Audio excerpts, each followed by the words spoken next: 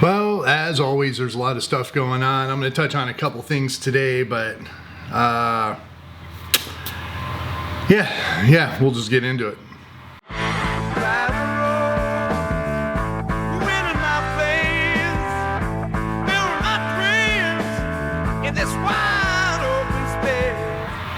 Hey, what is up, everybody? How are you guys doing? Thanks for checking out this video. Support for the channel is awesome. Definitely appreciate it.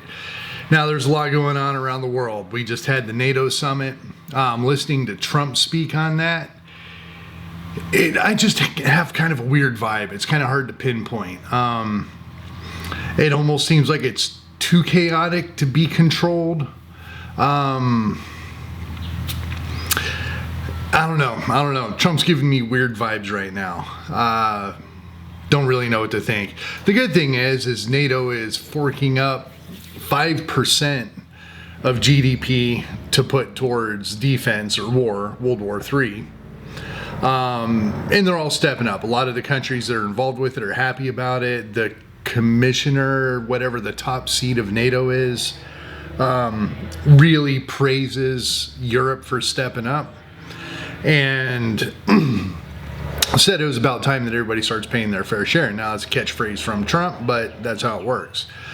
So, yeah, military spending on the Western Front is ramped up a lot. The only person that wasn't involved with it was Spain. They're refusing to put more money into defense. They're still at 2%, and they said 2% is going to be max. Now, either they're going to get pressure put on them to start paying for Team West here, or they're probably going to get booted to the side, which might be a pretty good choice. If you're not affiliated with the East or the West and you stay neutral in this war, that might not be a bad place to be. Like pretty much the whole Southern Hemisphere, except for maybe Australia and places around Asia. So the budget for World War III on Team West has gone up, so that's a good thing. No idea what's going on with Team East, but that's the way it'll be, because we don't get any information on them. We just have to assume that they're full bore, ready to go, ready to roar. The way Trump, I thought it was kind of interesting. Trump was speaking with a Ukrainian reporter. That was kind of heart-touching. Definitely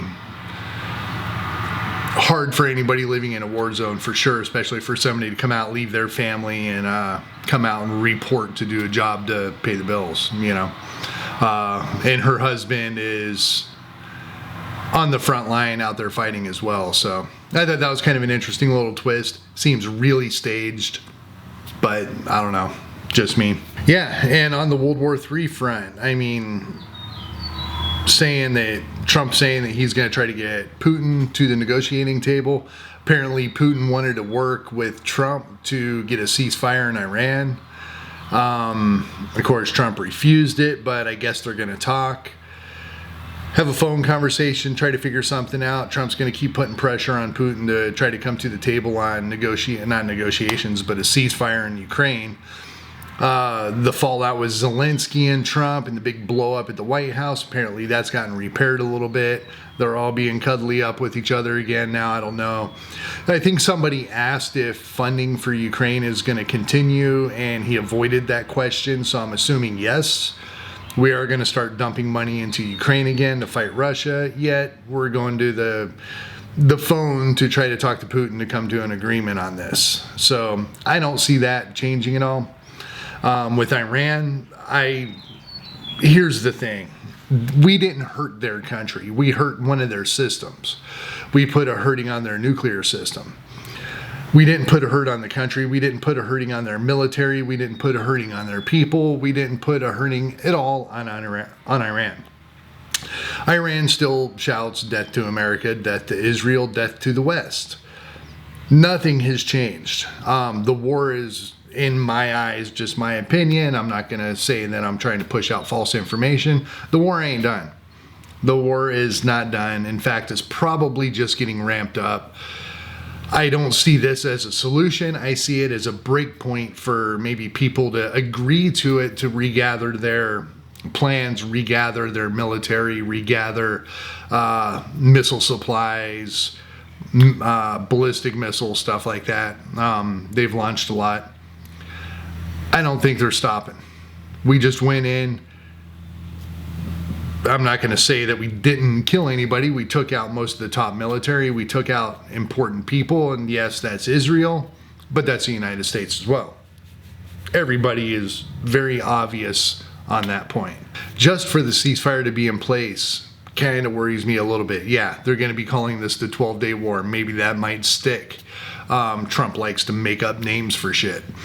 I think it's up to Israel and Iran to put a name to this conflict, not Trump. I think we're going to call it this. Yeah, he's got to quit that crap. So yeah, I think this ceasefire in Israel and Iran right now is temporary. I think it is going to flare up. It's only going to take one little tiny spark. We all know that. But right now, it's going to let us get a plan together. It's just going to give everybody a little bit of a break. It's been a little crazy over there. Trump was also trying to take a huge credit for Pakistan and India, which never really flared up, and he's taking credit for that. I don't think it would have flared up. This has been going on for a very long time. They have volleys back and forth. India and China have volleys back and forth around Tibet in that area. Are they at war? Since they stopped firing at each other, is somebody going to take credit for a ceasefire and being the peacemaker? No, it's just the way these conflicts work sometimes. Not that big of a deal. Sometimes these countries get a little bit exhausted and they back out and they both kind of agree to step back a little bit. They got their point across, whatever the thing is. Nobody's supposed to come in and say, I'm taking credit for this. I am the peacemaker. You know, no, that's just the way these work. That's the way it worked in Pakistan and India and Pakistan. Yes, they're a nuclear power over in Pakistan. They're going to hold their cool a little bit longer. I don't think that was that much of a threat. The countries that have nuclear weapons are going to hold their cool. Look at it this way. Do you carry? Do you carry a weapon? Concealed carry, open carry, anything. When you are carrying, do you have a cooler head? That's the same way that these countries talk. Look at Russia. Look at how cool-headed Russia has been.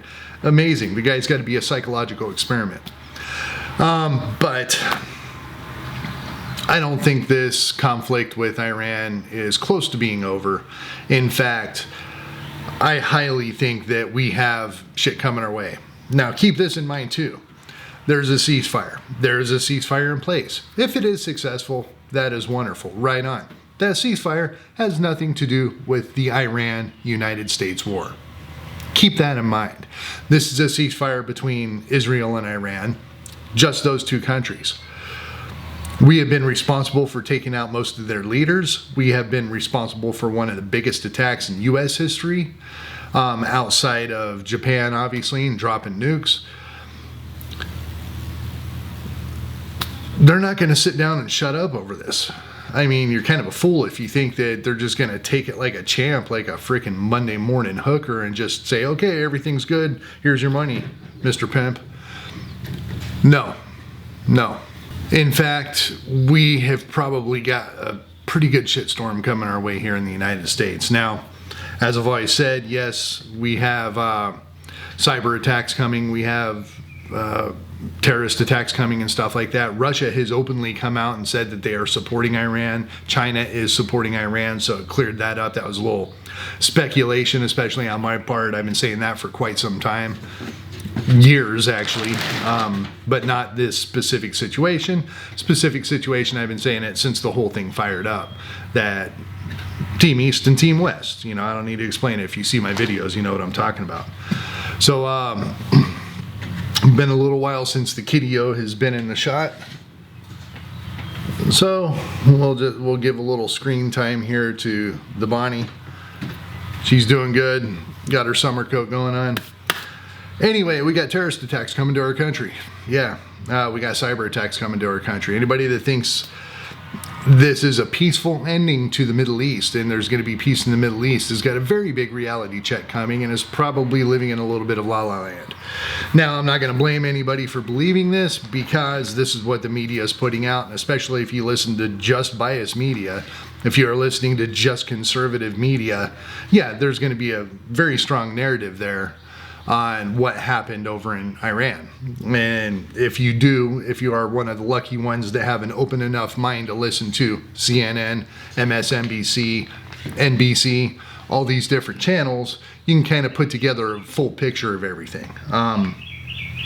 Everybody knocks NBC and MSNBC. I never watch. NBC, I think, is pretty good, and CNN's definitely stepped their game up to be fairly central on their opinions. They're a little bit biased to the left, yeah, sure, depending on the program that you watch, but they're pretty solid. They're pretty solid. I've been watching them a lot, and I think they're speaking logic and real stuff. Then you go flip on Fox News, and it's just a Marvel comic. I mean, it's stupid. But anyway, yeah, if you're believing that, I'm not going to call you a fool for believing the media, but look outside of the box. Try to figure this stuff out on your own, because the polarization in the media right now is at its strongest, I believe. And that's why we have such a division in this country. But Iran's not done. We got some stuff coming. Keep prepping. Keep situational awareness. Keep social awareness. Hey, there's a new term that I've never used, and I accidentally started to slip out instead of saying situational. Social awareness. Pay attention to personalities around you. Pay attention to just how people are acting around you and stuff like that. I guess it applies, right? Making stuff up here. I'm like Trump. Hey, let's make YouTube great again. Yeah, anyway,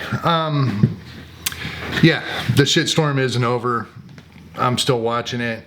It's kind of interesting on NATO. Everybody is bumping up. They're claiming $1 trillion into the Western budget for defense in war with all the other NATO countries. That's going to be a big help. That just doubled the U.S. budget. So that's going to be a good thing. We need it. We need it. As you know, I think we should be in a war economy right now. We should be putting a hurting on the United States to have the slightest chance to be able to win this conflict. So anyway, just kind of wanted to touch on that. I'm going to be going out to the garden. I got some issues going on in my garden. I'm going to do a video about that as well. It's probably going to be the same white shirt. I'm going to do it a little bit later. It is hot outside, and I'm having some issues with that. So that'll be a video coming up. But till then, keep prepping. The shitstorm ain't over. It's just getting started. I will leave it with that. Talk to you guys next time. Peace.